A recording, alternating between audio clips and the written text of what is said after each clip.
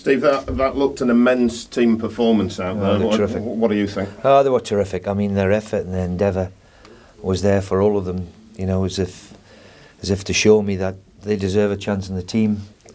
You know, and as I've said many times, there's a fine divide between not playing and playing. And when you've seen 10 of them make changes today, then you realise of the squad we've got. Thankfully, everybody's fit, which I've said before is going to be paramount, and we've seen it today. It's let me make 10 changes and produce a fantastic result, one of the best results in the club's FA Cup history, probably. To come here and get a draw against the mighty Arsenal's terrific. I wondered whether you might nick it at the end. Was Aluko offside? It's close. I mean, very, very close. I mean, I haven't seen the replay, but from where I was sitting, it was very close. We'll have to analyse match of the day tonight. There was two of them. The second one he didn't score, but the first one in particular, I thought he looked onside to where I was, but I suppose I'm going to say that. Yeah. Let's talk about your keeper. We'll start at the back and maybe talk about a couple of other players as well. What did you make of him today? Well, you can't argue with the fact that he's produced one or two world-class saves. The one he gets from Campbell onto the post is a terrific save.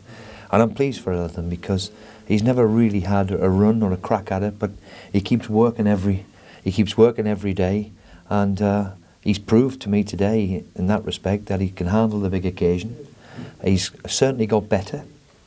If being in England 2-3 years has helped him, and he looks a far better goalkeeper now than when he first arrived probably 3 years ago. So all credit to him. I hope he enjoys his weekend because he trains every day like a beast.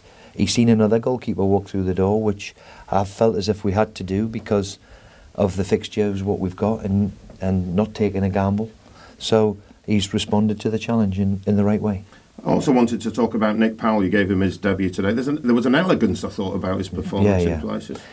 Well, there's no doubt about it. You can see his talent straight away, can't you? And his first game in 18 months, takes the ball well. He's a fantastic athlete, a really naturally good footballer, and young.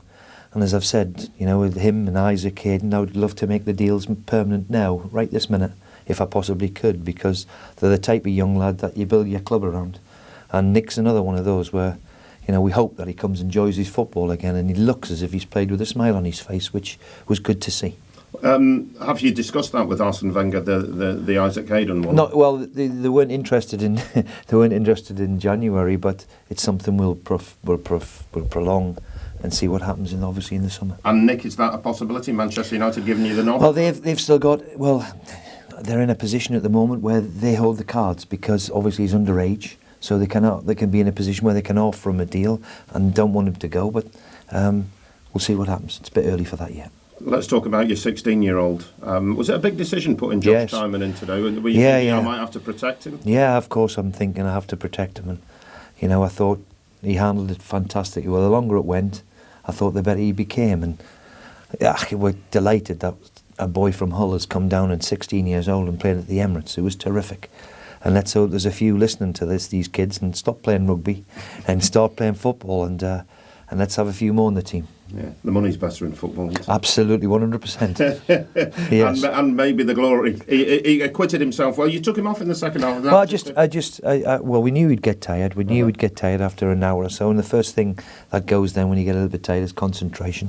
And you have to be against Arsenal. I mean, what a baptism from Bury to Arsenal. It's a bit different, but the kids handled it fantastically well. Harry Maguire in the first half, he got a yellow card. Was it a dive or was it a penalty in your opinion? He went over a bit for a big hairy back. I shouldn't say nearly. that. Nearly, sorry. Yeah, backed his fine. Yes, yeah. Then he probably went over a bit too easy, but I don't think he needed to be booked. There's a bit of contact, but I think if a penalty had been given against us, then I think we'd be disappointed. Now the headache, where do you fit a replay in? Do you know yet? I think they're talking about taking away the Brentford game and where we arrange Brentford. Which is just, well, listen, it is what it is. We can't do anything about it, and I can't press home enough. You know, we've been dealt a raw blow, and this ludicrous being off for 2 weeks when we've got, you know, international friendlies just at the right, when people are trying to win European Cups, people are trying to win leagues. We've got a friendly international where nobody's interested. Is ridiculous in my opinion, but that's only my opinion because I'm stuck in the middle of it. Okay. If the Brentford game moves, what does that leave you in terms of schedule?